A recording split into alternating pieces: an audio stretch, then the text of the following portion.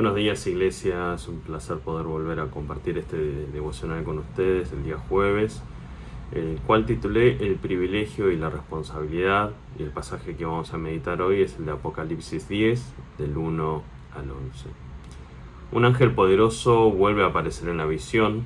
Este ángel tiene todos los atributos de Dios y de Cristo descritos anteriormente en Apocalipsis, en el Éxodo, en Daniel, en Ezequiel e incluso en la transfiguración de Jesús que nos muestra el Evangelio de Mateo. Nos fijamos que la característica está hablando de que está envuelto en una nube. En el Antiguo Testamento vemos en varias ocasiones la presencia de Dios cayendo sobre el templo del o el tabernáculo mismo de Dios como una nube. Dice que hay un arco iris y el rostro como el sol, similar a las visiones que tiene Ezequiel sobre Dios y la descripción de Mateo con respecto a la transfiguración de Jesús. La columna de fuego, como la columna de nube y de fuego que fue guiando al pueblo de Israel durante todo su trayecto en el desierto. Y después tenemos la voz del león, la figura del león relacionado con la realeza y poder, y nuevamente haciendo referencia al león de Judá que vemos en el capítulo 5 del libro de Apocalipsis. En el Antiguo Testamento, el ángel del Señor o el ángel de Yahweh o de Jehová se ve en varias ocasiones como un ángel con los atributos de Dios, pero en forma humana, que se aparece a los hombres. Este ángel se deja adorar y conversa como Dios a Abraham y a otros tipos de servidores. Este ángel tiene poder, recibe ofrendas, y hay un consenso general en los estudiosos del Antiguo Testamento que este ángel del Señor es Jesucristo antes de revelarse como tal. Lo interesante es que el ángel poderoso que vemos en Apocalipsis tiene todos los atributos de Jesucristo en plena gloria.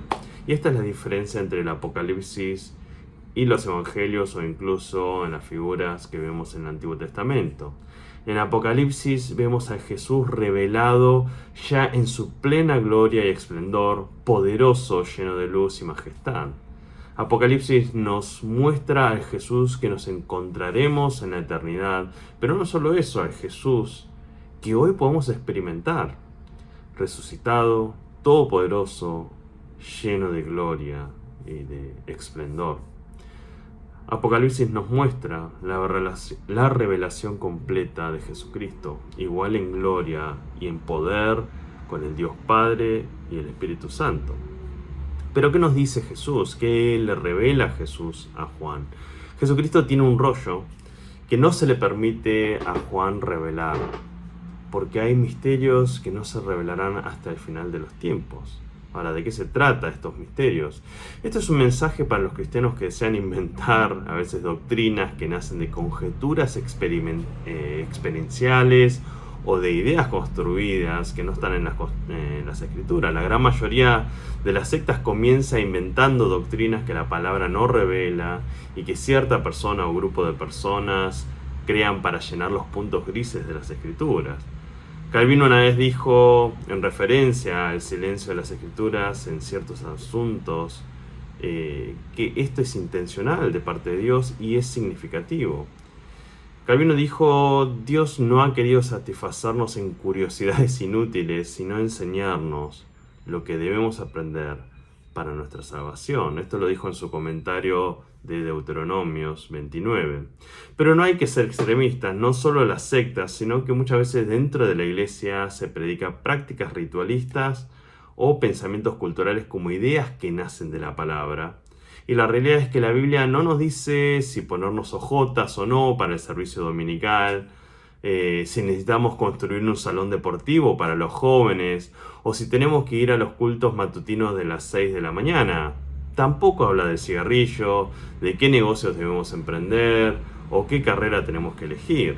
No, la palabra de Dios se dedica a lo central en nuestra vida, y es experimentar la gloria de Dios a través del encuentro con el Jesucristo resucitado por la guía del Espíritu Santo.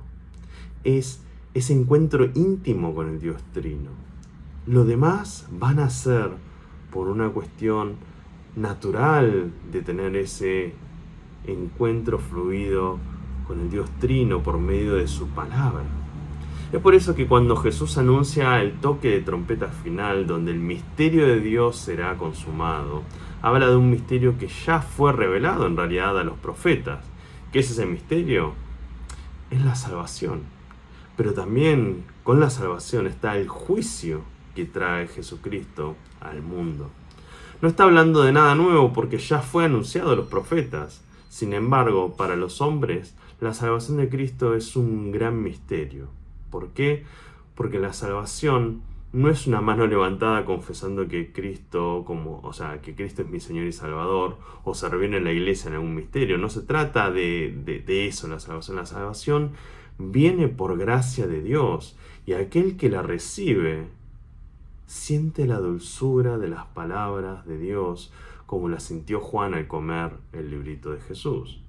Juan al comer este librito toma el rol profético, al igual que Ezequiel al tomar el libro de Dios. Son situaciones totalmente similares. En ambas ocasiones ocurre lo mismo. Pero ¿por qué la amargura entonces? Porque dice que en el paladar fue dulce, pero adentro le causó amargura.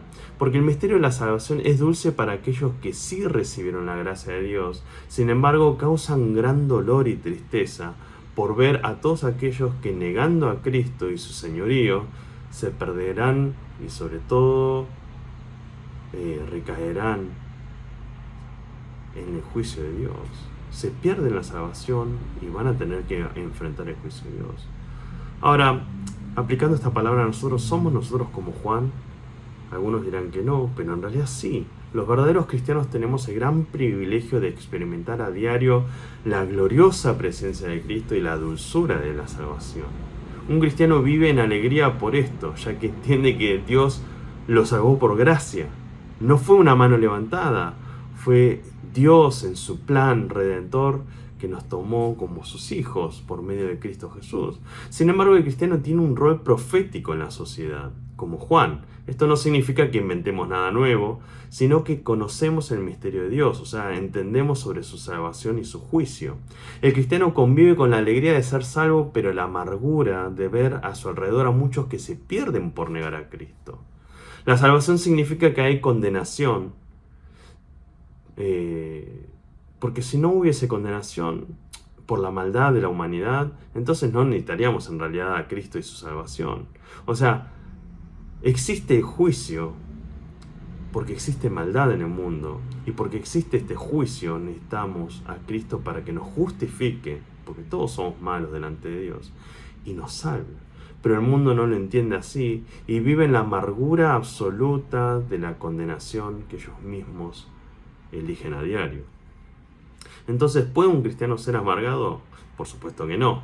Su alegría es completa y eterna por experimentar al Cristo glorioso que nos salva y nos revela su palabra. Por eso, es un oxímoron, una contradicción decir cristianos amargados. Sin embargo, el cristiano sí sufre la condenación del mundo y tiene un dolor por los perdidos, y por eso busca a toda costa llevar el Evangelio de Cristo a muchos más.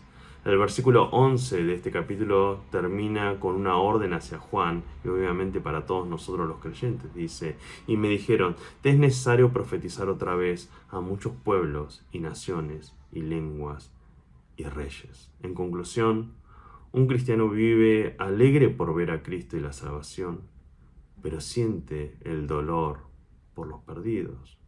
¿Cómo orarías hoy para glorificar a Cristo y experimentarlo, a ese Cristo glorioso que nos da la salvación? Y por otro lado, ¿qué podrías hacer hoy por aquellos que se están perdiendo? Que Dios los bendiga y que esta reflexión pueda ayudarlos en su vida espiritual a experimentar a Cristo glorificado y también poder llevar el mensaje de su salvación a muchos más.